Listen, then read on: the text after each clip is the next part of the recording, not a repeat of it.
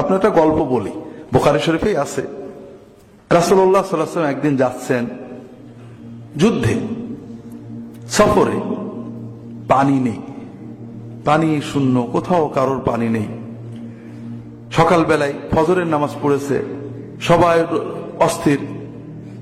তারপরে একজন নামাজ না পড়ে বসে আছে। কি হয়েছে, তুমি নামাজ পড়লে না? হুজুর, আমার গোসল ফরজ হয়েছে, পানি নেই। তুমি তেমন করে নামাজ পড়ে নাও। যাত্রা শুরু করলেন। এখন পানি অজু নাই, করলাম তেমন করলাম অজুর বদলে, কিন্তু গালে দেবো কি? মাটি তো আর পানির বদলে খাওয়া যায় না। ফাশাকাউনা ইলা রাসূলিল আতাশ, ইয়া রাসূলুল্লাহ, আমরা সব পিপাসার্থ হয়ে গেছি, হুজুর মরে যাবো, হুজুর খুব পিপাসা, রোদ উঠে গেছে, কষ্ট হচ্ছে। রাসূলুল্লাহ বললেন দাঁড়াও, বললেন যাও, এইদিকে যাও, দেখবো একজন মহিলা পানি নিয়ে আসে, পানি নিয়ে যাচ্ছে। মরুভূমি তো, 100-150 কিলোর ভিতরে অনেক সময় পানি পাওয়া যায় না। তো এখন তোমরা একটু এই পথে যাও, দেখবো একজন মহিলা পানি নিয়ে যাচ্ছে, ওনাকে নিয়ে আসো। তো সাহাবীরা 2-3 জন গেলেন, যে দেখলেন ঠিক একটা মহিলা, দুই পাশে দুটো পানির ঘোড়া, ওই চামড়ার মস্কে করে দুই পাশে নিয়ে একটা উটের পিঠে চড়ে টুকটাক করে যাচ্ছে মহিলা। তো বলছে যে আচ্ছা, আপনি যে পানি আনলেন কত দূর থেকে? বলে যে 2 দিনের পথ, তোমাদের পানির কাছে যাইতে অন্তত প্রায় 2 দিন লাগবে। আমি সেইখান থেকে পানি নিয়ে আমার মহল্লায় যাচ্ছি, আমাদের যেখানে আমাদের বেদুইনদের তাবু, ওখানে যাচ্ছি। বলে যে আমরা তো অত দূরে যে পানি নিতে পারবো না, তাহলে আপনি একটু আমাদের সাথে আসেন, আমাদের নবী মুহাম্মদ সাল্লাল্লাহু আলাইহি ওয়াসাল্লামের কাছে আসেন। বলে যে মুহাম্মদ সাল্লাল্লাহু আলাইহি ওয়াসাল্লামকে ওই যে সবাই যার সাবি বলে, সাবি হয়ে গেছে, ওহাবি হয়ে গেছে। সাবা মানে হলো সাবে, মানে যারা সমাজের বাপদাদার প্রচলিত দিন বাদ দিয়ে নতুন কিছু বলে। যেমন আমরা যখন তৌহিদের সুন্নতের কথা বলি, মানুষ কি বলে? ওহাবি হয়ে গেছে। কোনো দোষ নেই, কোরআনে আছে, হাদিসে আছে, সুন্নতে আছে, সাহাবীরা আছে, কিন্তু মানুষদেরকে তো কিছু বলতে হবে। কি বলতে হবে? ওহাবি হয়ে গেছে।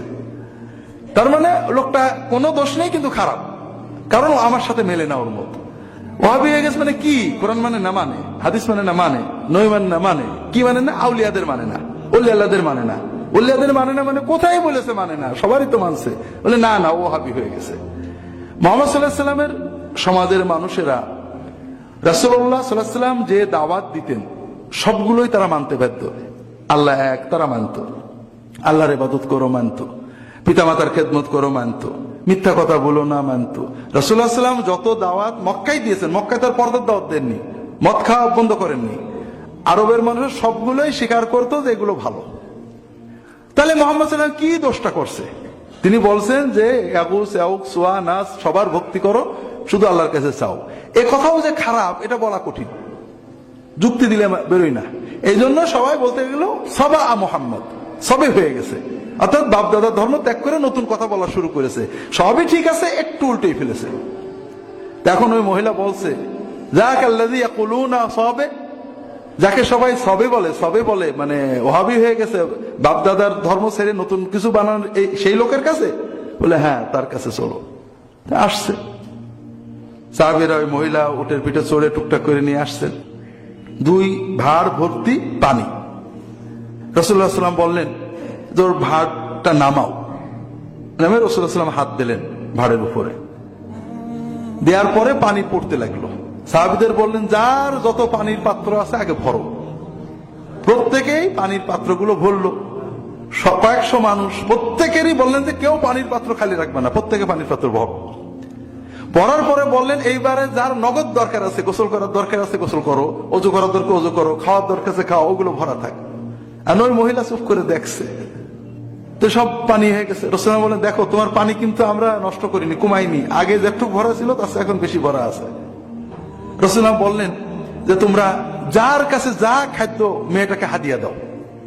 তো সাহাবীরা সবাই খেজুর, জব, আটা, যার যেটুক ছিল আনলেন, এনে একটা বড় পুটলা হয়ে গেল। বললেন যে বাবা, তোমার পানিটার থেকে আমরা একটু উপকার নিলাম, এই জন্য তোমাকে এটা দিয়ে দিলাম। ও চলে গেছে। ও তো সব দেখলো, ও তো মাথা ঘুরে গেছে যে কি দেখলাম। ও চলে গেছে। যাওয়ার পরে যখন মহল্লায় পৌঁছাইছে, তাবুতে ব্যস্ত হয়ে গেছে, দেরি হয়ে গেছে। তো এই যে নিয়ে আসছে, তখন তার প্রাইভেট কার ছিল না, উঠে আসছে গেছে, প্রায় 6-7 ঘন্টা লেট হয়েছে। এখন ওর বাড়ির লোকেরা সবাই বলছে এত দেরি হলো কেন? বলে যে ওই যে তোমরা যার সাবি বলো না, সেই সাবির কাছে গেছিলাম। কি হয়েছে? তো এই ঘটেছে, শোনো। হয় ওই লোকটা এই আসমানের নিচেই জমিনের উপরে সবচেয়ে বড় জাদুকর, আর নইলে সত্যই সে আল্লাহর নবী। এরপরে রাসূলুল্লাহ সাল্লাল্লাহু আলাইহি ওয়াসাল্লাম ওই এলাকার মানুষেরা রাসূলুল্লাহ সাল্লাল্লাহু আলাইহি ওয়াসাল্লামের বিরুদ্ধে যুদ্ধ ঘোষণা দিয়েছে, লড়াই হবে, রাসূলুল্লাহ সৈন্য নিয়ে গেছেন। ওই মহিলার মহল্লায় আক্রমণ করছেন না, কারণ তার কাছে আমরা পানি পাইছিলাম। যাই হোক, ওরা যতক্ষণ আমাদের আক্রমণ না করবে, তখন ওই মহিলা বলছে, দেখেছো ওরা কত ভালো, আমার পানি কমাইলো না, এরপরে আমার আবার হাদিয়া দিল, আবার আমার কাছে একটু পানি নিছিল বলে দেখো আমাদের এলাকায় কোনো যুদ্ধ আসছে না, অন্যরা সবাই লড়াই করছে, তারা আমাদের উপর হামলা দিচ্ছে না।